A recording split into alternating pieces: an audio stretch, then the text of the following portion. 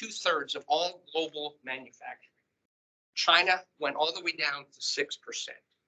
So 1/10, right? So when these Promethean moments happen in history, massive societal changes occur.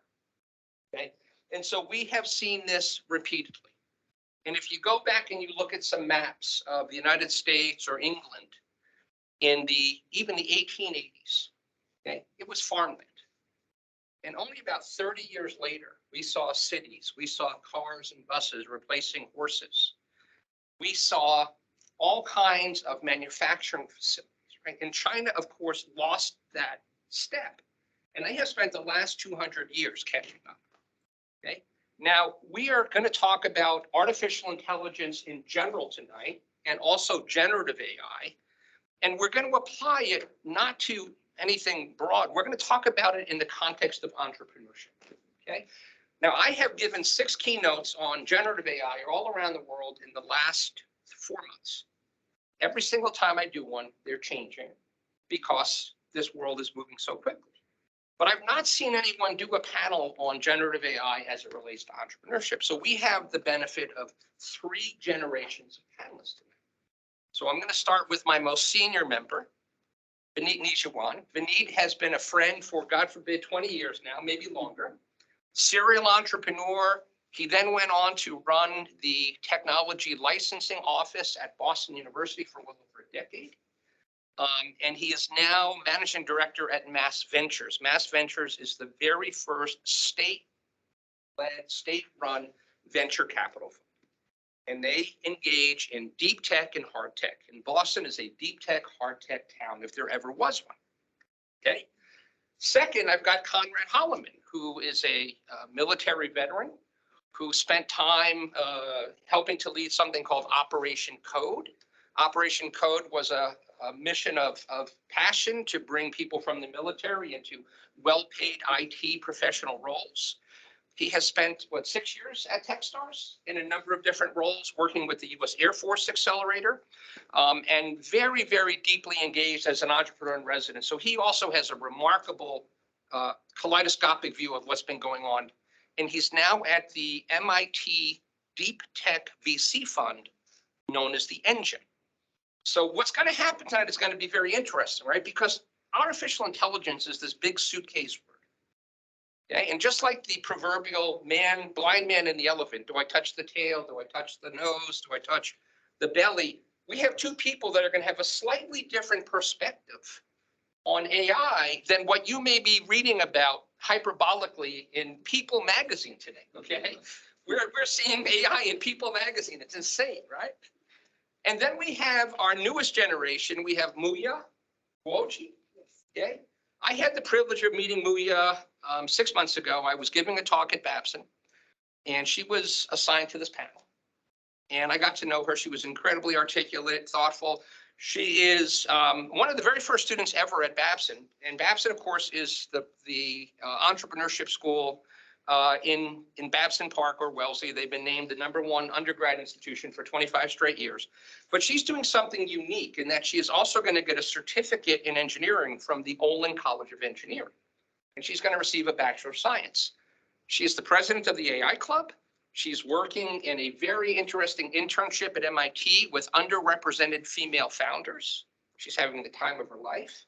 And she's doing research as well with Olin. Okay. Do most of you know Olin? Is that a name that most of you know? A lot of people don't know Olin, right?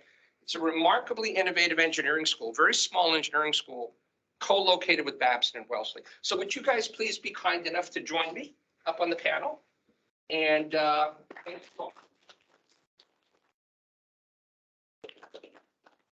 So in my very last, I'm going to see it. Yeah, I'm going to see it. You know me, buddy. I don't know. I couldn't sit down and find it right. Okay? It's genetically impossible. So I'm going to start, of course, with Vineet, but in my very last Brown course session of the spring, you were in the classroom. Adam Cutler, who is one of the top 3 designers within all of IBM, distinguished designer, has spent the last 6 years of his career as the #1 design consultant to IBMers creating AI-based solutions. And a lot of what his role has been is to make sure that they understand the use case. It's not tech for tech's sake. There's a reason to do it. He's built an incredible methodology. And what he said in front of my class is, Mike, for the last 6 years, everything that we thought we knew about AI is invalid. Now, IBM is not known for her purpose. Okay. Some of you, if you read the New York Times, you will see maybe a week ago, right, that robotics, which was going through a bit of a drought, Google had purchased Boston Robotics and then they sold it to SoftBank. OpenAI actually shut down its robotics business unit. And the reason is because programming robots is insanely tedious. Okay? You have to program for every action. And all of a sudden, Google came up with this approach called R2, where they're using general artificial intelligence, large language models, to program these robots. And they're making profound accelerated changes today. And so the head of DeepMind, that's the world's most respected AI lab anywhere, said everything we thought about robots for the last 7 years. Okay. Wow. So that being said, I'm now going to turn to my friend, the contrarian.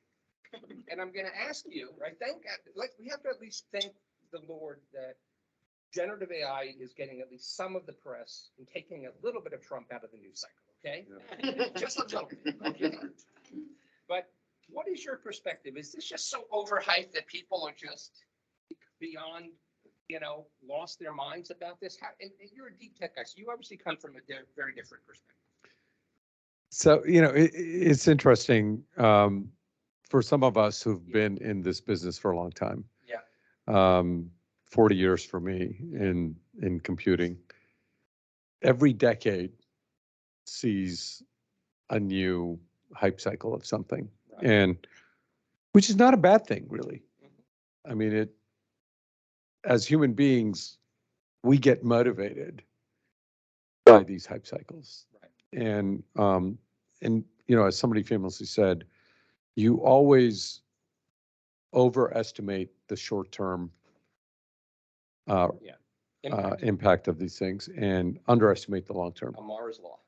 Yes. So I think this is another one of those things. Okay. So we're overestimating the short-term impact, and we're probably underestimating the long-term impact. So let me challenge you for a second, because we're gonna have fun today.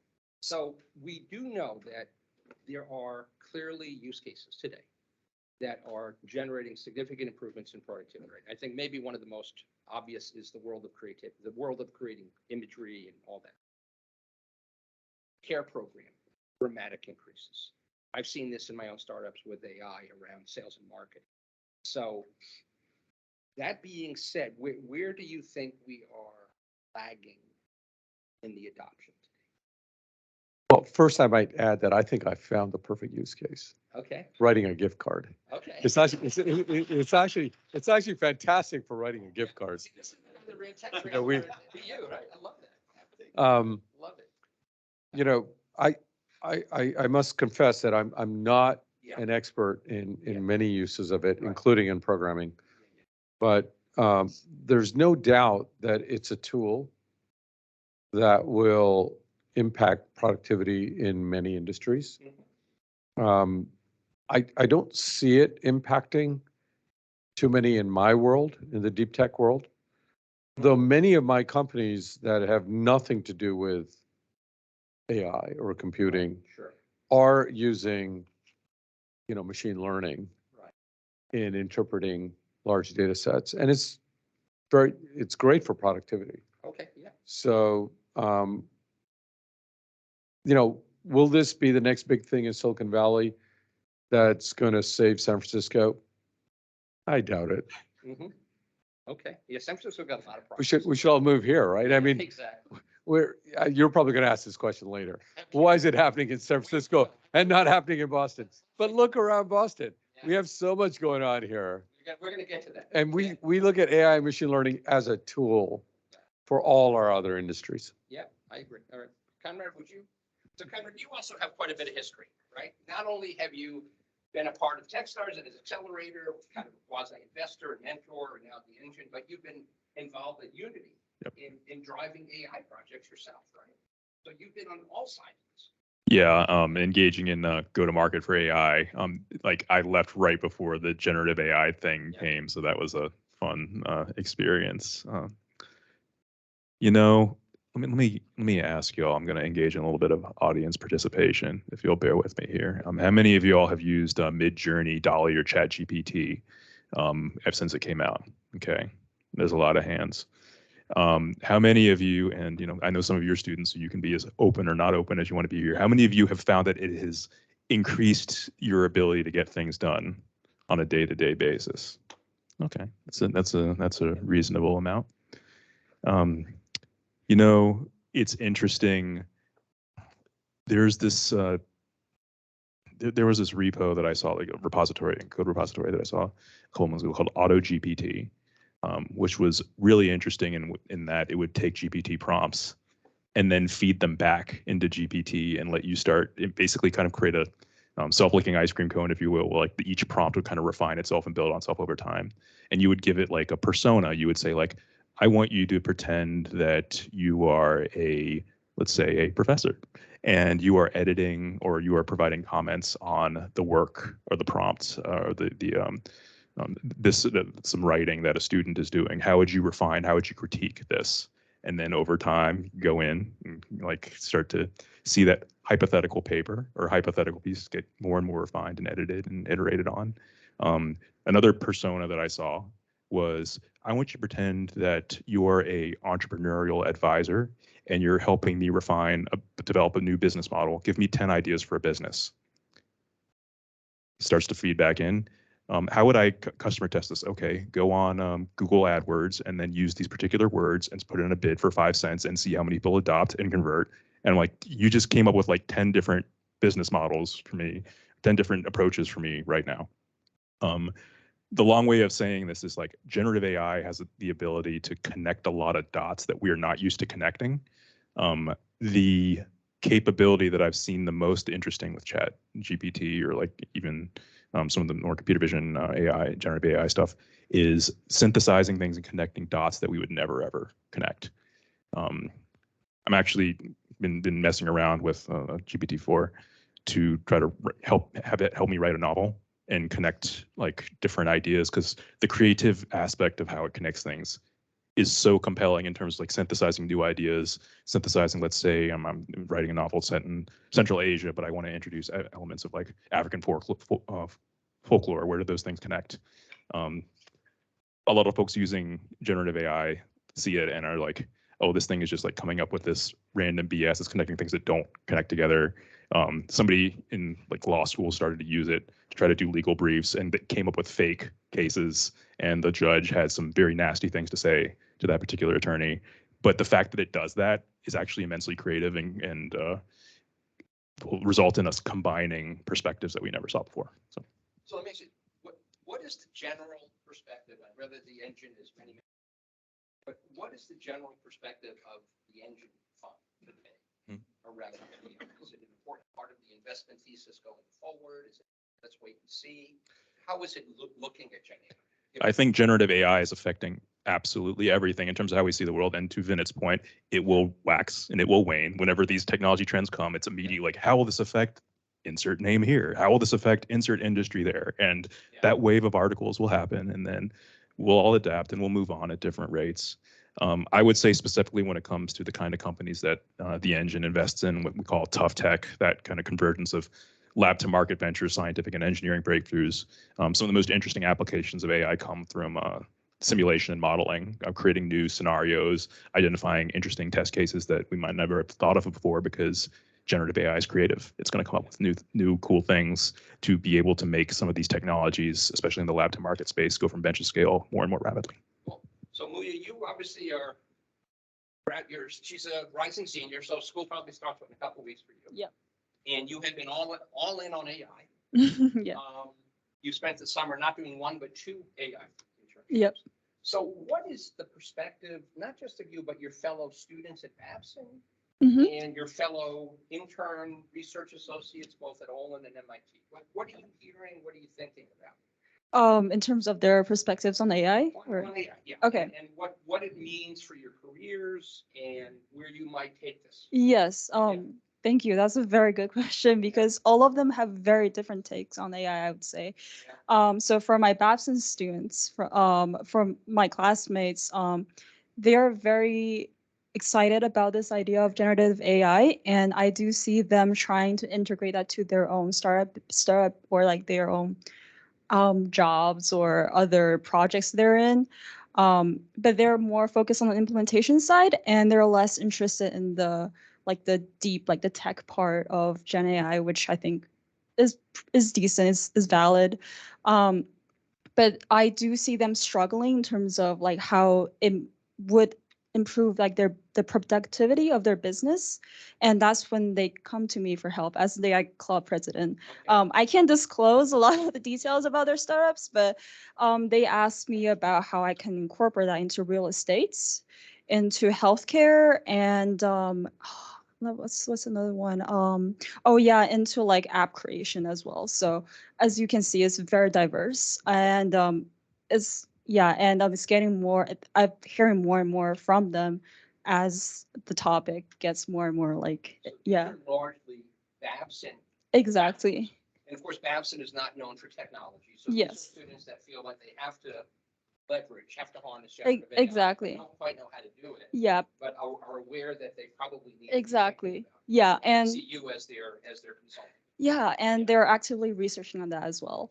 And as for my Olin students, as for my Olin classmates, they are obviously more into the technology part of it, but they're less into Gen AI. They're more into like the like quote unquote traditional MLs, or like the internship I'm doing right now is pretty much on AR, augmented reality. Yeah. But yeah, and that's another branch of AI. And so for now, the topic of Gen AI is new, and also it's yeah, it's not in the school curriculum right now. So yeah, so they're not focused on Gen AI at all. Whereas my MIT classmates, they are very into Gen AI, and they're actually looking deep into Gen AI. And in fact, one of our projects is collaborating with the MIT IBM department, and it's something to do with, we haven't get started on the project yet, but it's something to do with natural language processing, including generative AI as well. And but yeah, so all three groups have very different take on Gen AI, but all of them are very into AI. Let's step back from Gen AI, talk about AI, because AI has been around 75 years. We've had lots of milestones achieved. We've had lots of setbacks. I think Siri and Alexa have proved very disappointing, right? The head of the Alexa group just stepped down yesterday. They haven't gotten anywhere close to where they had hoped to get. So let's talk about more traditional AI, machine learning, computer vision, things that we've been thinking about for a long time that may not have captured the public imagination. Can you comment on, from your perspective, what you have seen, both through your role at BU and the Tech Lab, and now at Mass Ventures, some interesting applications, interesting startups that are using AI that we should be aware of or could be inspired by? Yeah, I mean, I don't know how interesting they are. I mean, a lot of it's pretty invisible. So, we have investment in a company that I helped mentor and spin out from the Broad Institute called Concerto. It's a microbe drug discovery platform. So they've created a high throughput screening platform for seeing how microbes interact with each other to impact specific disease. So I'm sure you all know, you've all heard the microbiome, right? Well, we as humans have a genome that's 37,000 genes. If you count all the bacteria that's inside us and on us, that's another 300,000 genes. We're just learning about that world. Right. So this is a discovery platform. Yes. And it is now operating at, millions of images at a time. And we're using machine learning to interpret those.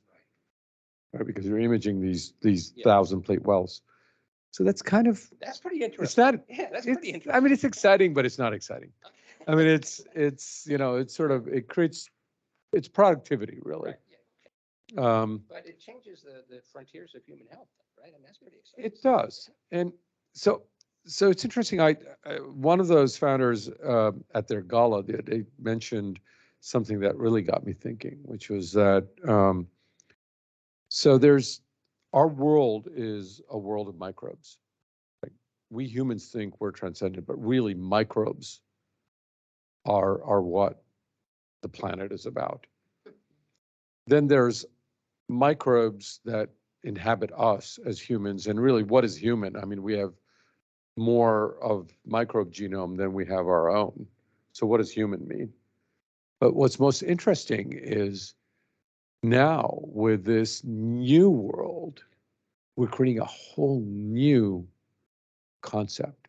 It's the third layer, right? Yeah. It's what Star Trek called the Borg, Right. right? Yep. Who knows where that's going to go? Yeah.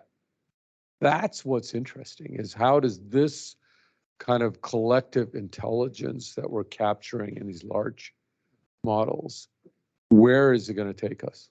Okay. Now, let me ask you one more. You had a robotics company that you also were engaged in. I think they were either sold or they, you wound up seeing them have a liquidity event, right? So can you talk a little about that? So yeah, so it's interesting in a way. Massachusetts is known to be the center of things like life sciences. Yeah. We don't think ourselves as being the center of robotics, but we are. And but again, it's been a little bit invisible because, yeah, we heard about the Roomba and a couple of those, but then they kind of disappeared from Boston Dynamics. Yeah. You called it Boston Robotics. It's Boston Dynamics, right? The guys at the dog, and That was like Hyundai of all companies. Yeah, Hyundai, exactly. And, well, you remember Honda was one of the first to bring out the humanoid robot. Yeah. So it's not completely insane. I mean, these guys are looking for the next big thing. But it's interesting that you pointed out as programming as being the thing that held robotics back. Mhm. I'm not sure it was programming that held it back. I just think that the use cases around robotics have not really spread too much because it became insanely complex. Certain, like just warehouse robots, for example. Yeah. They can do like simple things like the Amazon robot guys, but now they're getting smarter, like soft hands. And, and that was so a lot of it was not really AI and programming. A lot of it was just sensors, actuators, and all the electromechanical stuff. Okay. All right. So, Conrad, you've got a number of companies that you have witnessed, both Techstars and at the engine, right? And one of them was Sync Computing, example, which is using hardware as an algorithm, which is an interesting concept. Yeah, Sync Computing, it's actually a spin out from MIT Lincoln Labs that's focused on the provisioning of cloud infrastructure resources using some innovations that came out of how they optimize things over at MIT Lincoln Lab. That is one of our investments. IC is another investment of ours that's focused on computer vision to automate vehicles in like dockyards, loading docks, very specific use case there for vehicles. So we have seen a number of things in AI. I actually want to take an example that's not in our portfolio and think back to Techstars. The biggest challenge that I see with a lot of these AI-based ventures is one of two things. One is it's sort of like the add AI to it and like have an API call and then call it a day type AI ventures, where that can kind of get the ball rolling, but then you have to differentiate in more traditional, like a software way, what it is that you're doing, which is actually really, really critical.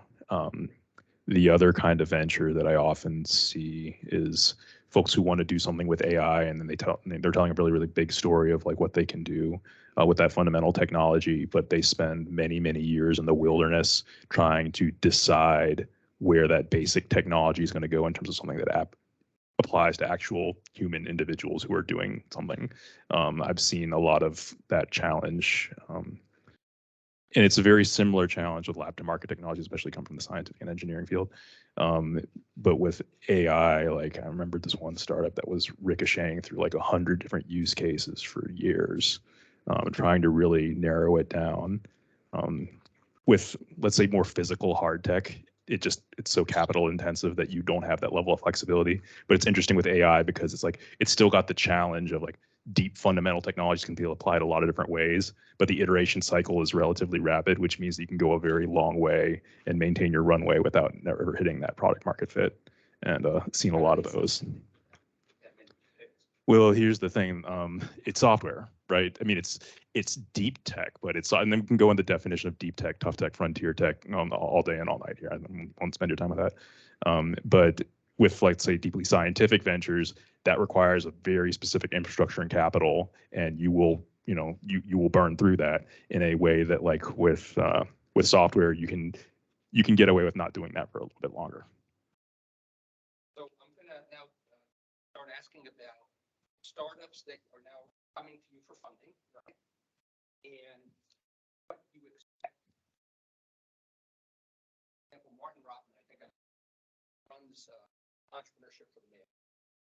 His message is at the times is much more sophisticated than they're under. Where AI might help address this case. It was a black box.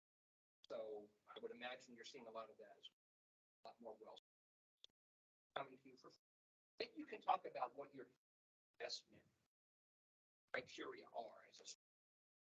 Then we can talk about how you look at these. Yeah.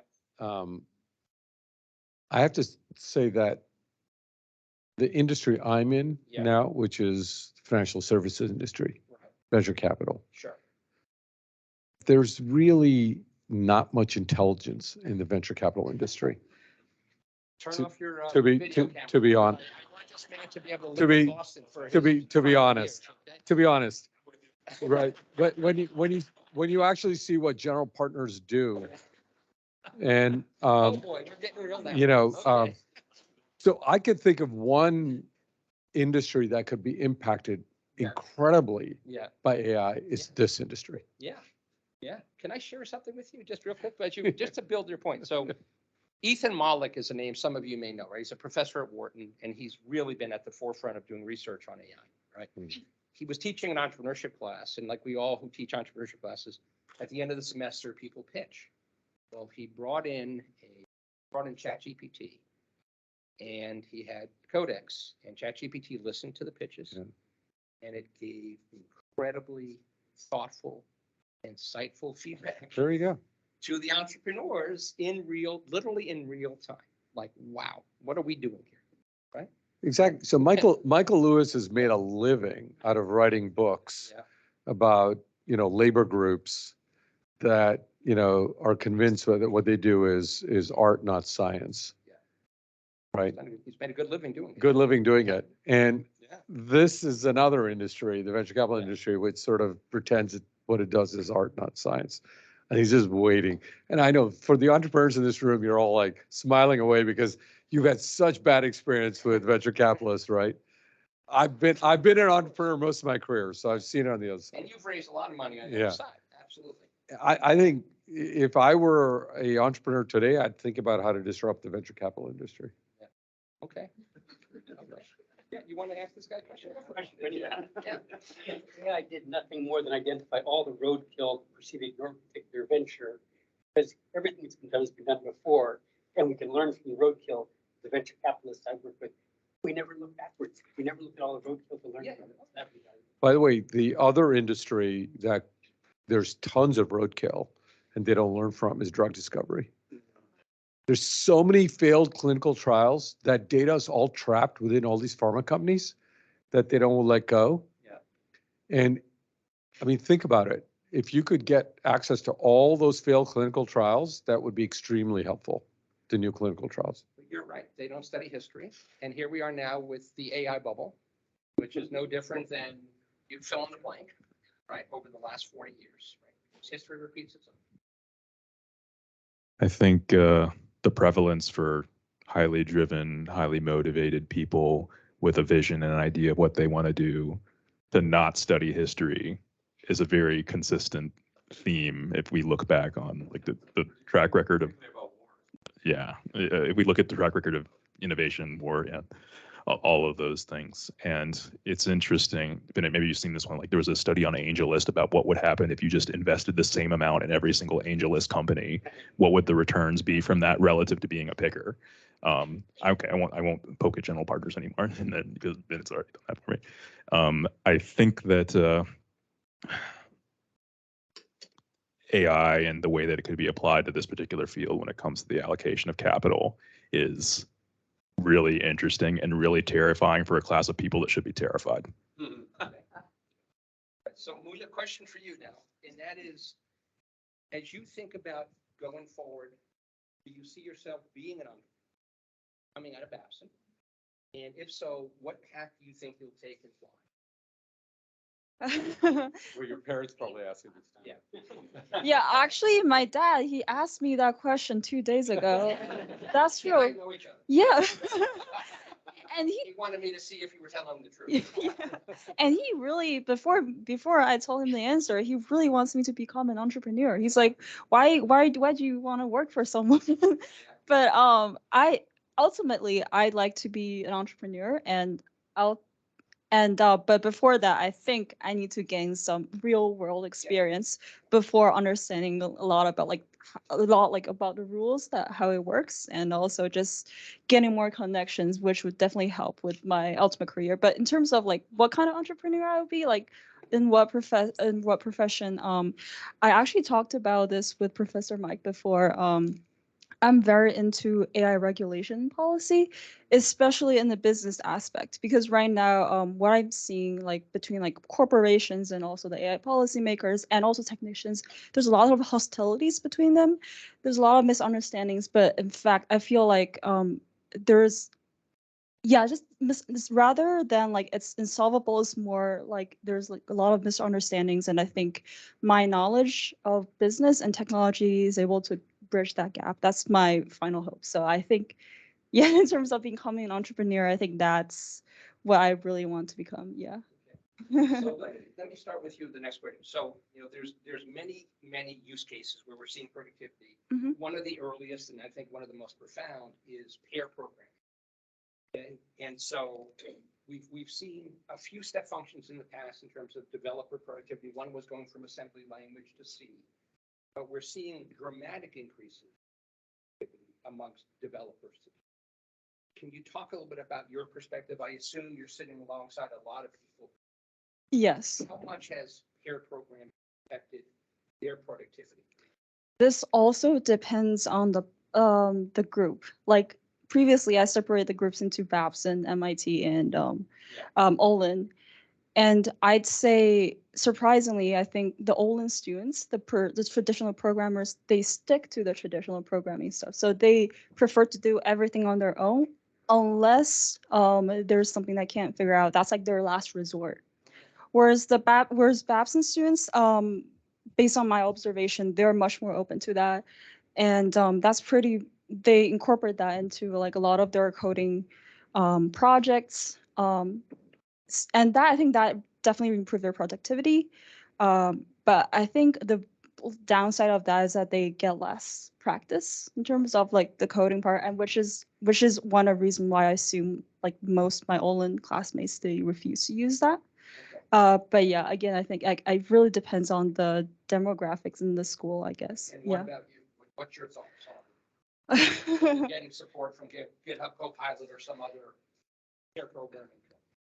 For now, I actually stick more to the Olin kinds because I'm still in the process of learning coding. I don't want to make my skills rusty, especially if I'll be doing code interviews. I don't want my heads to go blank.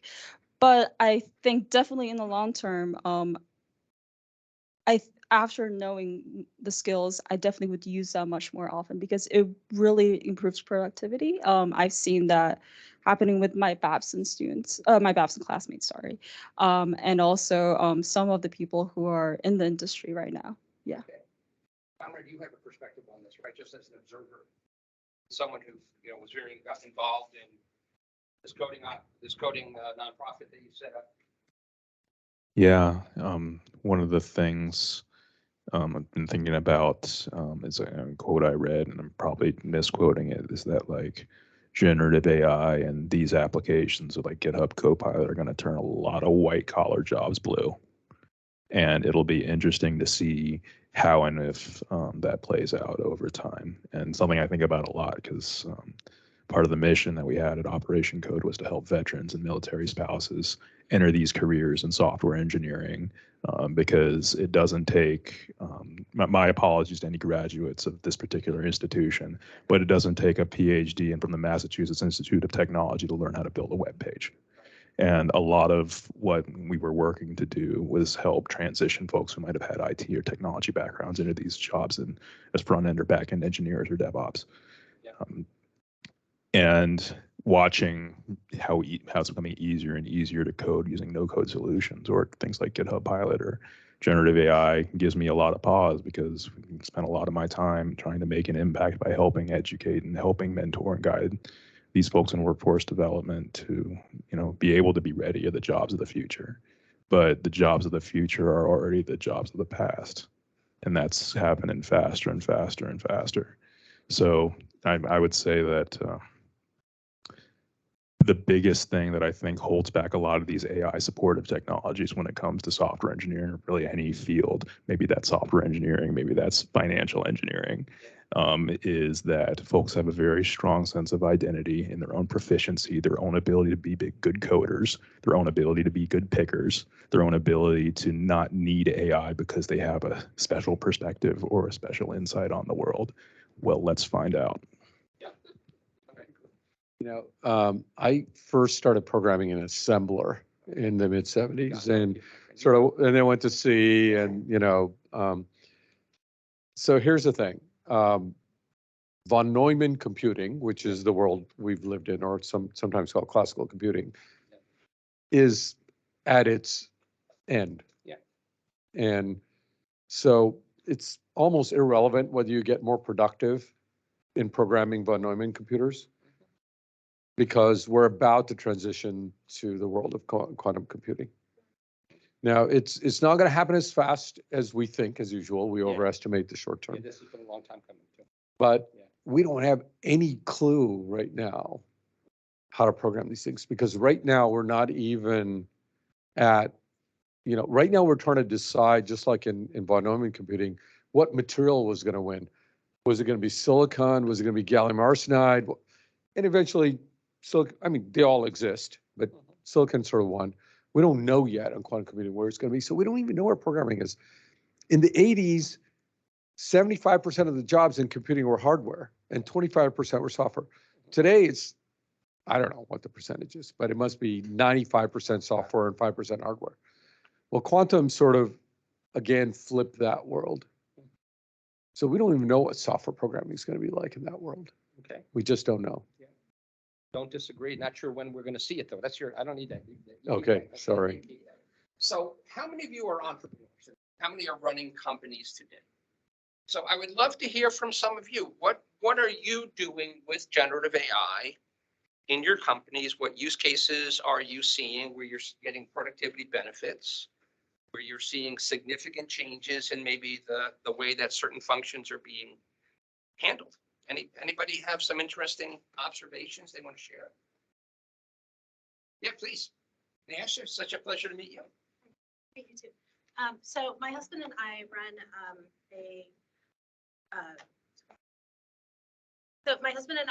we have a credit repair company, and so we help people for their credit so that they can buy a house or a car or what have you.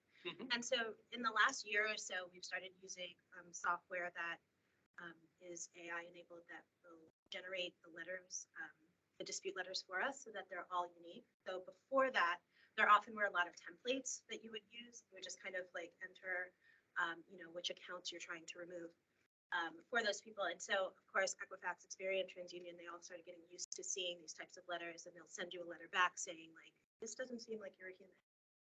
Like, I think you've hired someone to help you, which is not illegal. You can hire someone to help you, but, it's all taxes. So now the software that we use has AI in it, and it gives you a unique letter every single time, which helps it kind of get through their kind of like guards, whatever they're using to suss out your letters. And it's been a lot more productive we found that we've gotten a lot better results using that technology than we did with the templates in the past. Yeah. Although now I've been seeing in the last couple of months that I think they're getting hip to that. Their guards, Yeah. their guards are going to change. I just got pitched by a company spinning out of MIT. That is, I told them this, the peril was Black Duck. How many of you remember Black Duck? Okay. Still around. They're still around, exactly. But I was talking to Doug Levin, who founded it, because he created this compliance engine to see how much open source code there was in your code.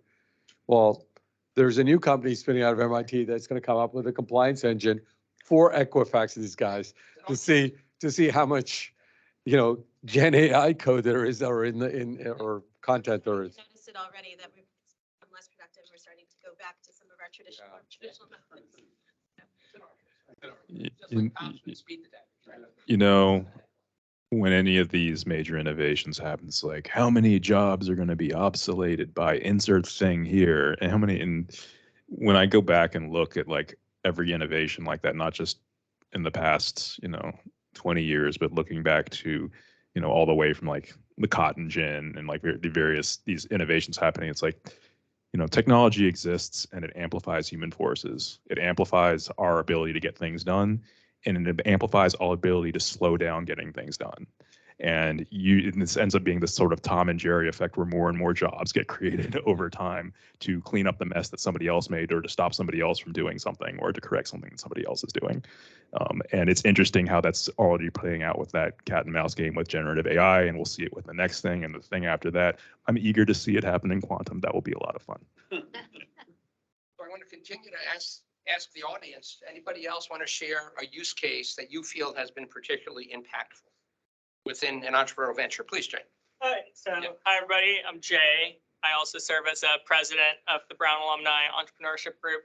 And I wanted to kind of build on Moya's point from earlier about whether to build out these technologies ourselves or just use existing models and algorithms. So yesterday we had our bi-monthly board meeting and we tried out Otter.ai, which I'm sure several of you have heard of. And basically what it did is was able to take a very accurate transcript and then using generative AI, generate a summary for everybody. And before we'd had a scribe who, takes notes every meeting, and it seemed like a mundane task, and we always had to email everybody that, hey, it's your turn to be the scribe for the meeting.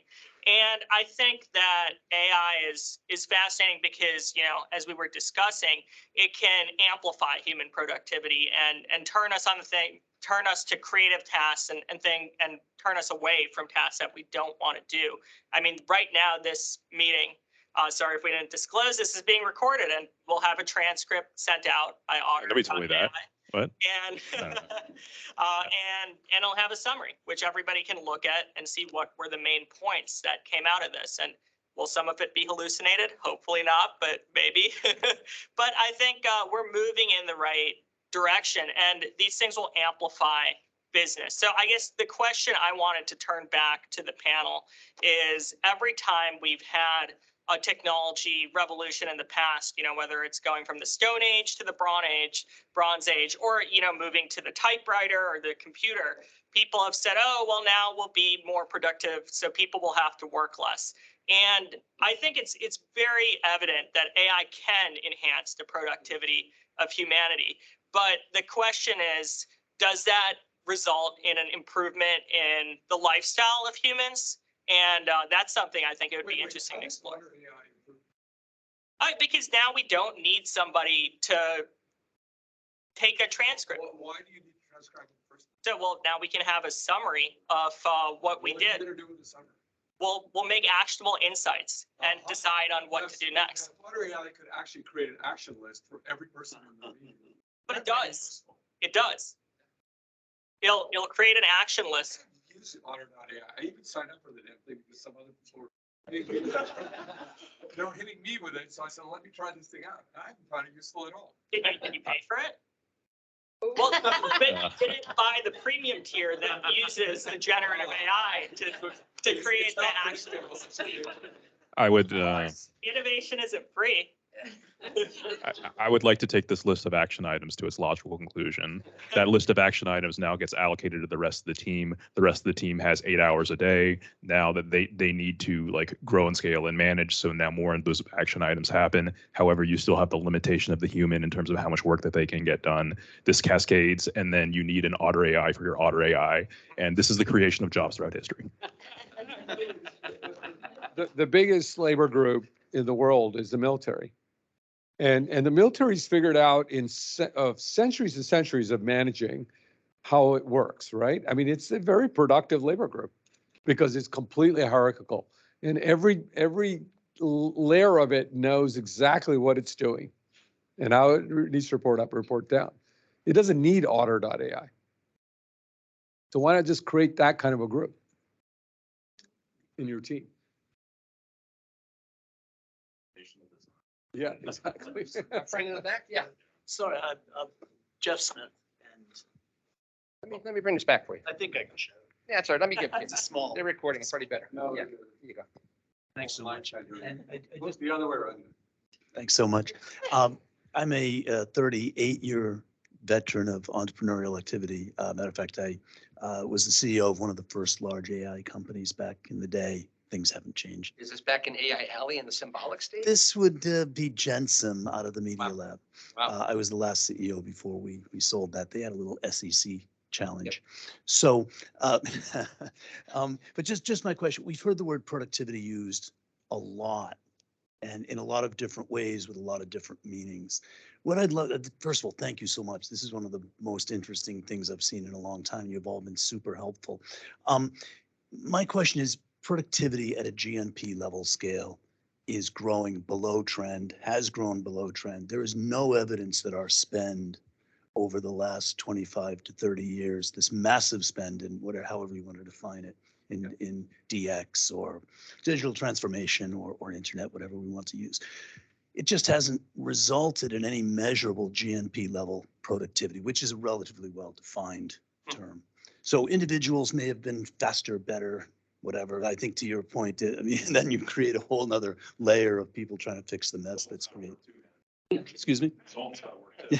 So, but it hasn't come out at a GNP level. Certain companies may have won, certain organizations may have won, but others have obviously lagged in the process.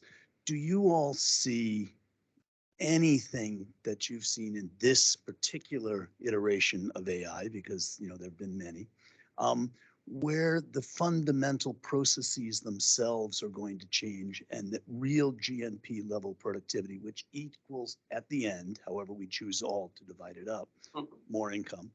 Do we see any place where you see this creating actual productivity increases at a GNP level scale, or are we just going to make information go around even faster?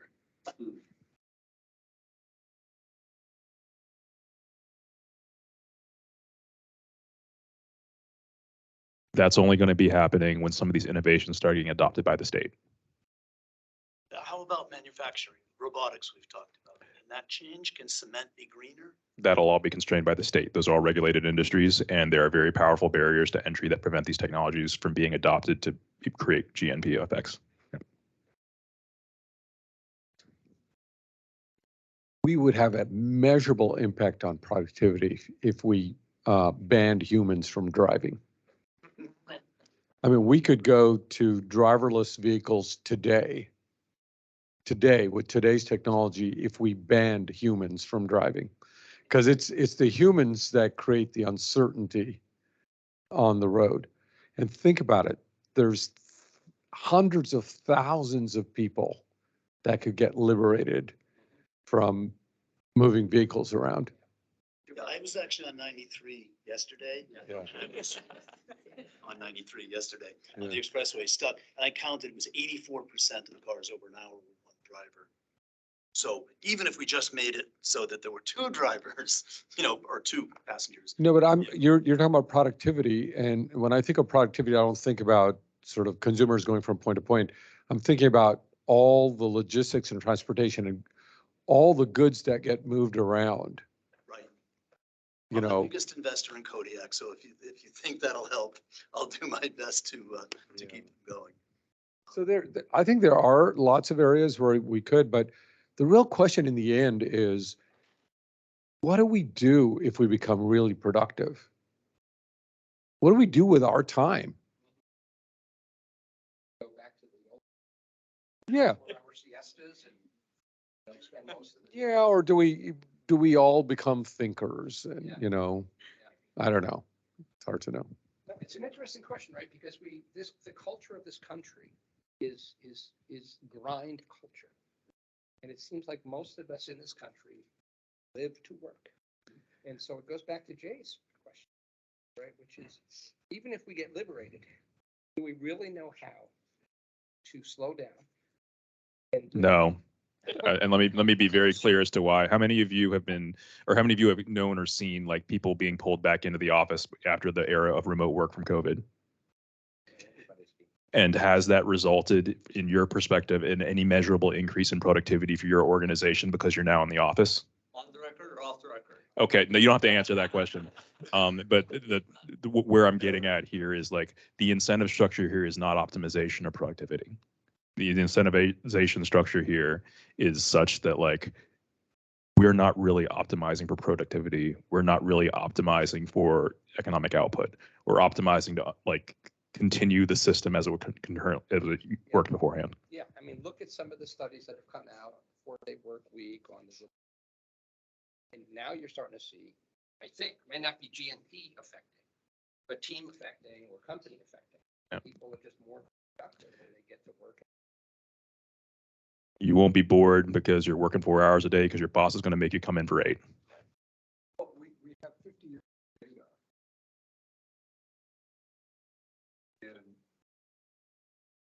Yeah, right.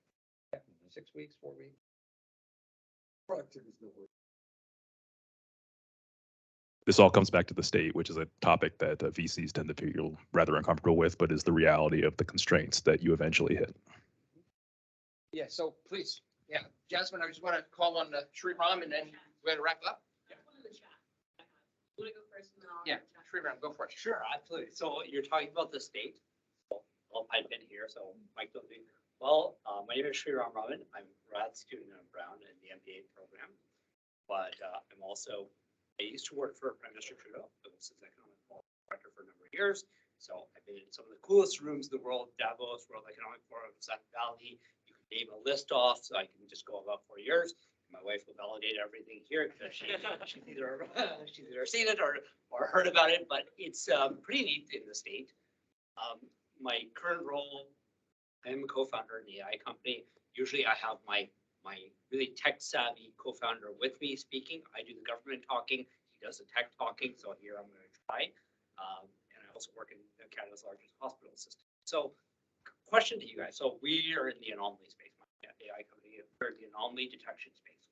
Developed, we call it a system agnostic AI that can sit on any infrastructure that can detect anomalies. And what started as looking at video analytics quickly transgressed into medical, huge in the medical space. You think of anomalies, now logistics, defense, and all that. So the big, I guess the common denominator amongst all these is the state. You require a state contract, state validation. Especially as Canadians, we're petrified of the word intelligence. We hate the word intelligence. See that we rush to the wall. Americans love the word. Emiratis, they love the word. They love intelligence. They just embrace it when they see it. So when we look at the word state, there's been many times I've been in the room with venture capitalists where it would be great if a venture capitalist would pick up the phone, call a minister, a secretary of state. This is a great company. You guys should try it. And if someone's in the room, we'd be waiting for those conversations for someone to validate that. That never happens. I don't know when that will happen. Hey, I got to jump in here. If that elected official has any sense, they're not going to pick up the call. Yeah. Yeah. Exactly. They need to not be listening to necessarily what a venture capitalist says. They need to be looking at the interest of the public. Yeah. But the public some days is a venture capitalist. No, look, I mean, you've been in those political rooms. It's an impossible job. Yeah. Because on one hand, we have this room full of people who embrace change, but we don't realize that's like 2% of the population. It's a self-selection. Yeah, there's this massive part of the population that resists change. And so the politicians are kind of representing everybody, right? So they're sitting there with most of the population resisting change and a few parts of the population, the privileged or whatever we're called now, who embraces change and is trying to drive change. So I don't know how you're going to make the state more productive because the state is responding very effectively to its constituents. Yeah, I mean, with rare exceptions, being Finland, right, as an example, being Singapore. Finland is 5 million people. Well, that's the Singapore, 5 million people. Yeah, that's my point. That at our scale, we have completely run out of our ability. But I've sat at a table in Finland where you see government, the academic institutions, heads of companies, VCs, all saying, what is the best thing for this country? Let us subjugate our egos and let's do the right thing for Finland. I've seen it in Estonia. I've seen it in, small. But countries, at scale, it's they're very, also, very hard. Yeah. very uniform countries. Yeah. Even, this country thinks it's a Christian, Yeah. whatever country. It's not. Look around this room. So it's a very complex place and there's lots of points of view, Yeah. It always seems to forget that most of its early wealth was built on free labor. Right. And, But I guess, so the question originated with my friend from Jensen, right, and elevated Yeah. to the state. Right. Okay, and then you weighed in on it as well. But I guess at the end of the day, right, let's talk about the regional competition then that is happening as we speak between the US and China. And this remarkable number of sanctions that we have imposed. And last week, no more VC money going into deep tech, right?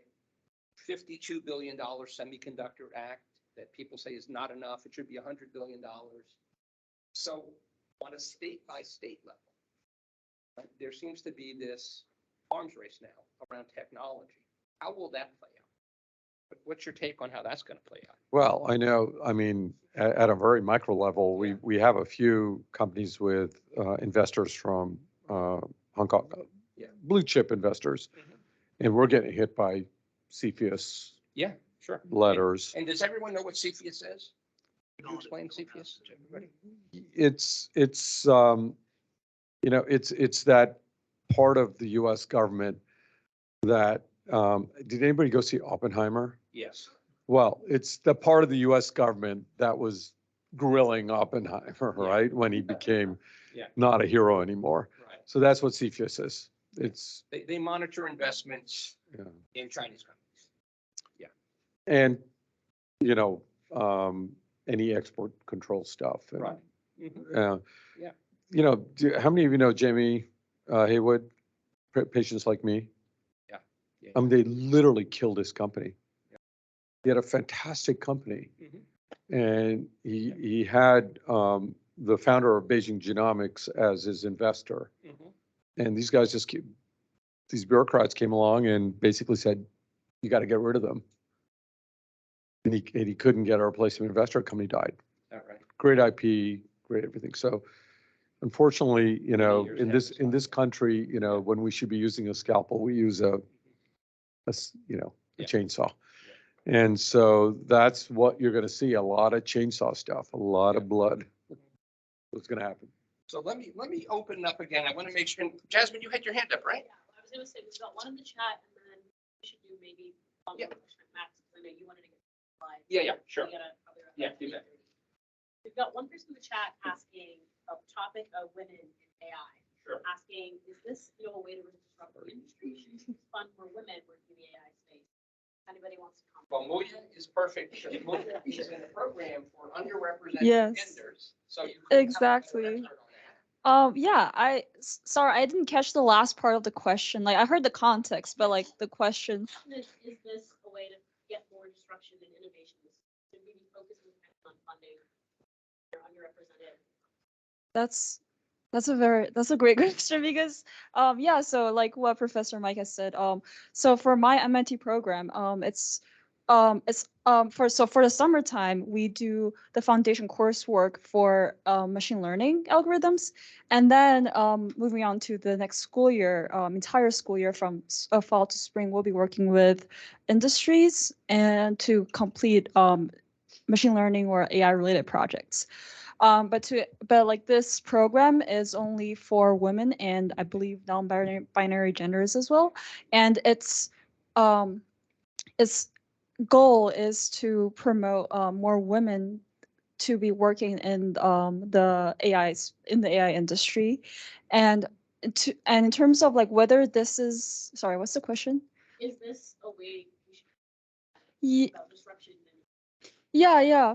And before talking about the innovation part, I also like to address like there's a very serious case in terms of fairness in algorithms. I think that's been very obvious, and so by having more female or underrepresented groups perspectives when constructing an algorithm that can affect all populations, it is a lot of times because as we all know, we all have our limited perspectives, but if we have more have more diversified minds in a group, that would certainly reduce this bias. And in terms of that, that's very important. And I think it can be true for the innovation aspect as well. Oh, sorry. But I do see that a lot of women, at least for my group, I've seen a lot of people saying that they suffer from imposter syndrome, and a lot of them actually aspire to be entrepreneurs. So I think this program really, that's the reason why they want to join this program, so that, you know, they know more about AI, they'll know more about ML, and then that gives them like more knowledge to be an entrepreneur in the AI industry or in the tech industry in general. More knowledge, more confidence, more Exactly. everything. Ex- Confidence to do. Exactly. So I think that's very important. I think training programs like this. I don't mean to advertise this, but It's a great program. but yeah, I think a lot of other programs are starting like to have this have this perspective as well. But I think that's very important. And I mean, we definitely see like a very underrepresented group of, you know, women in the entrepreneur industry. So we definitely need that. So, Conrad, go ahead, and I have one add as well. Oh, thank you for the question. Yeah, you actually may know, Themis AI? Themis AI? Okay, so there's this one company, Themis AI, I think it's Alaya Amadi, who's running that startup, which is very much focused on AI debiasing and identifying ways to like make sure that AI is fair for a variety of different risk cases. So there's always that cat and mouse game, that balance and counterbalance to make sure that some of this is represented, but I think the challenge of systemic bias and systemic inequities is one that is now just going to continue to take place on a new playing field. And then there'll be another playing field after that. And there'll be another playing field after that. I will say, yeah, give me 1 second. You guys, you want to go ahead, please? Yeah, no, if you're going to speak, you might as well be heard, right? So please. Great to see you, Mike. Great to see you. How you doing? All right. So you talk about robotics and then you talk about US, China. So I have a question I've been thinking about for a long time. You said, how soon will this robotics be really used in advanced manufacturing facilities in the United States so that, as we always talking about reshoring all the manufacturing from China to the US, but the cost is too high. It takes 3 times cost and time to build up a factory here than in China. So how do you think the robotics advancement will play in this so that the reshoring of the manufacturing here in the US is more real? Please. Yeah, you bet. That's true.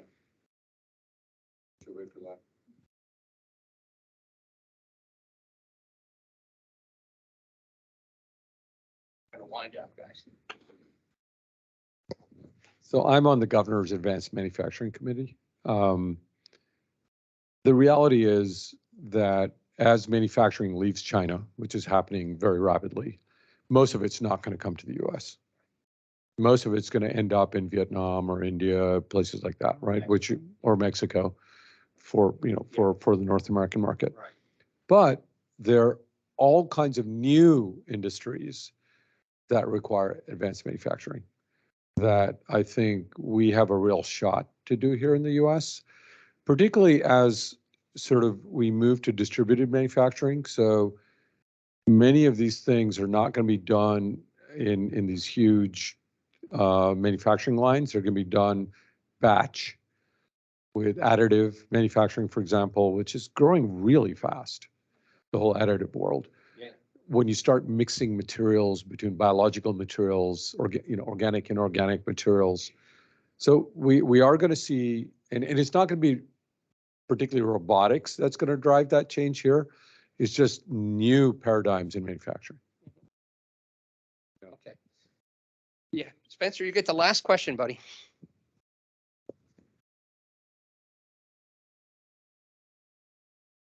Hello, everyone. I'm Spencer Carnes. I'm a young entrepreneur with a shelving company out of Babson. I'm going into my second year this fall, and I'm very excited. So you guys talked a bit. FM radio, late night radio. Thank you. So something we talked about was safeties and perspective, obviously with biases. And if you look at GPT-4, it's performed miraculously in the past 2 years, but it's actually gotten like 80% worse recently as we add more safeties and tweak its biases, right? And that goes across all AIs. The more safeties you add, the worse it performs. So it's balancing the power that we have of just letting it obviously go roam free and achieving what seems to be miraculous things, and keeping it in check from literally destroying the planet.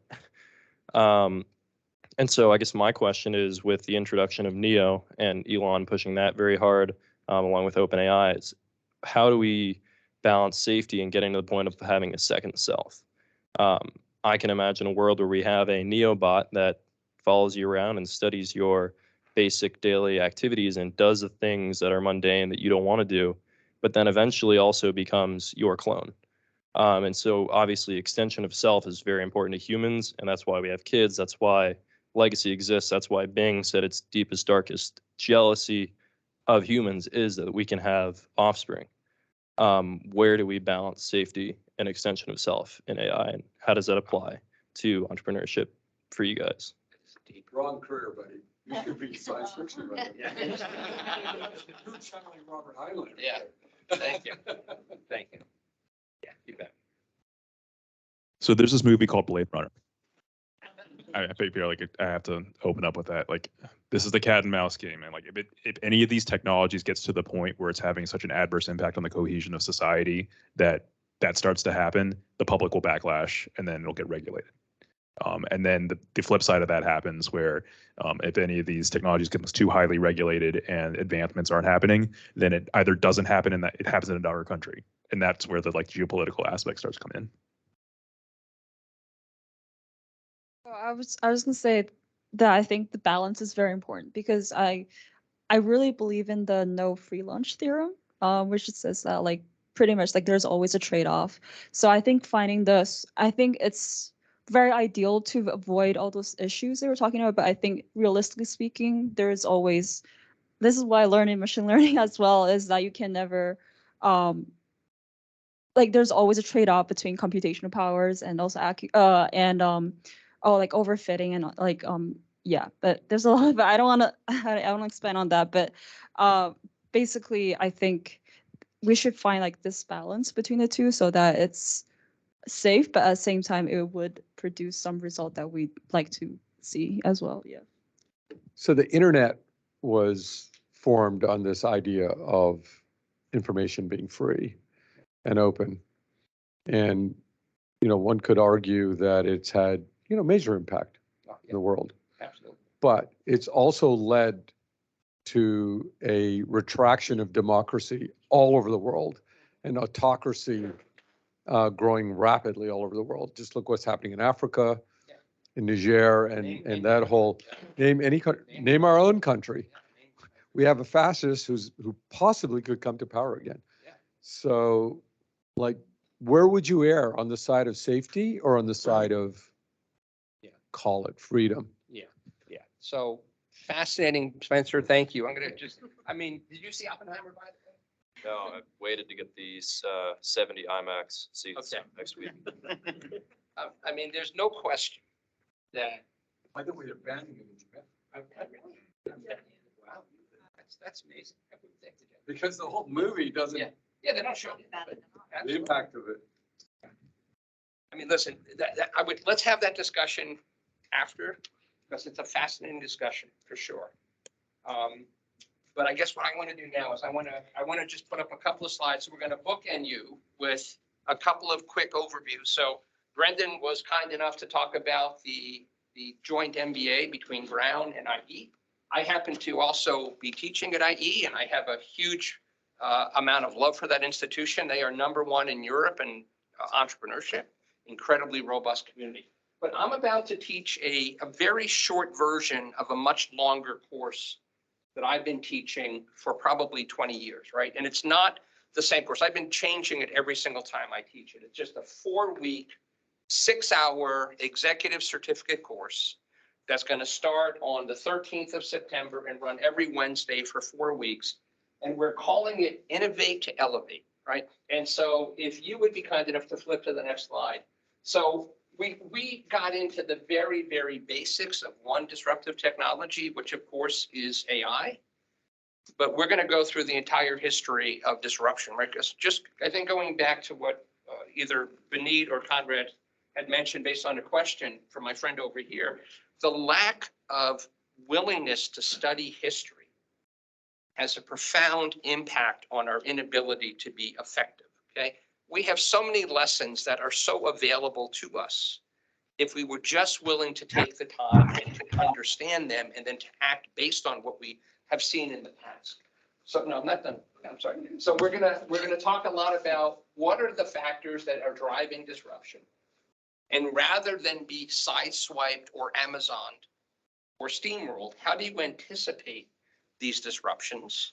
And how do you now create scenarios where you're ready to proactively act and harvest what you can do as opposed to being run over? I just spent the summer teaching a course in creativity. Several of my students are in the room. We had a blast, okay? Creativity is intricately linked to innovation. And creativity is the part where you are creating something. You could be creating art. You could be creating a brand new business model, right? But that's really the essence that you then turn into an innovation. Innovation is a lot of the disciplined approach to translating that creativity to commercializing and making it actually real, right? Bringing it into the marketplace. So we're going to talk about how we create a creative culture.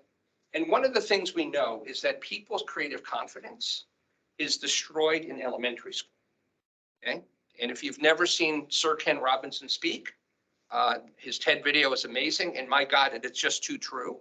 So this course was all about reclaiming your creative confidence, and I think a lot of the students left this class feeling much more, comfortable about their innate creative capability, right? And then based on that, right, how do we innovate with our creative capabilities to unlock new possibilities?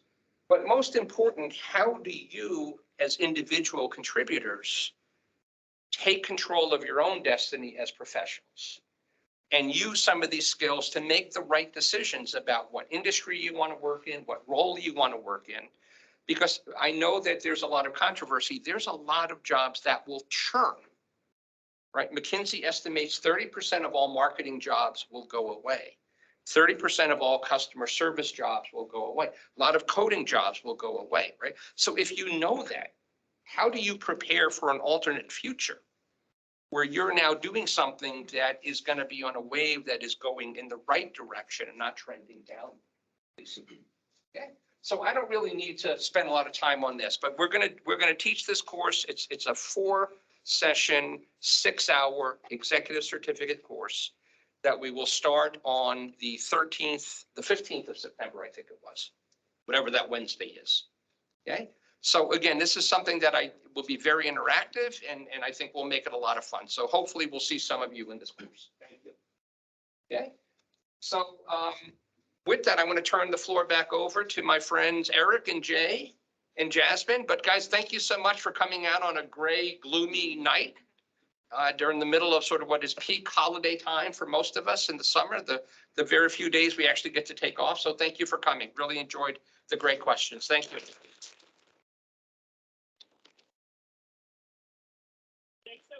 Mike, Vinny, Muya, Conrad, this is really one of the most fantastic panels we've ever been able to put on as a Brown Alumni Entrepreneurship Group.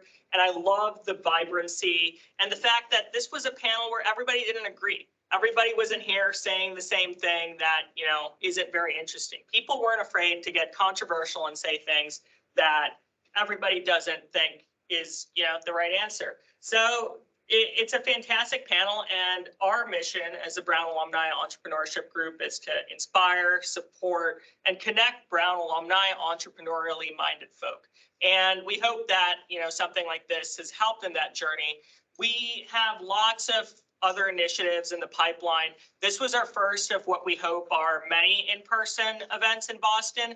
And I would be completely remiss if I didn't thank Jasmine and who's our ambassador for the Boston area, and Eric, who, as you all know, is our ambassador for Providence, for doing all of the hard work to make this a possibility. So it might not look like it, but this event is actually completely sold out. Microsoft said, hey, you guys can have 40 tickets. We sold all of them.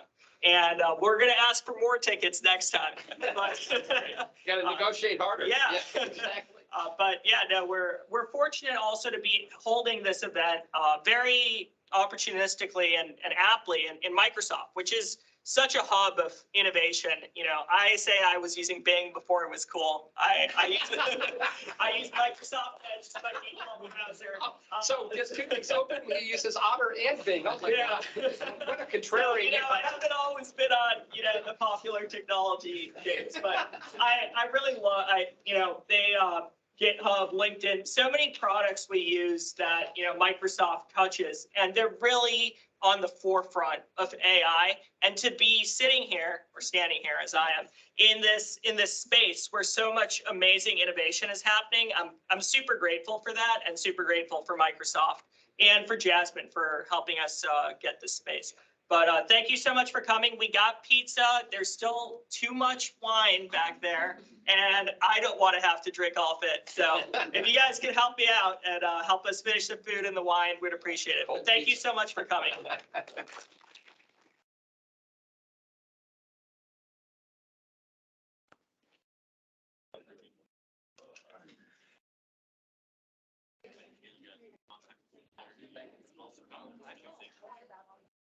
Also, hey, as you guys are getting your food, Jay did not mention our donations, Jay.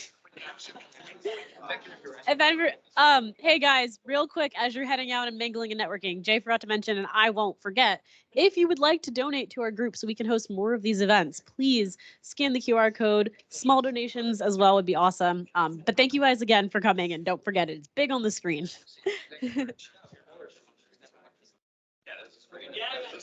Really good. Yeah, well done. Yeah, thanks so much. Thanks so much. This thing's way better than reading their stuff. That was great. Like, I wish it was for like 2 more hours. Yeah, I know. I think we're gonna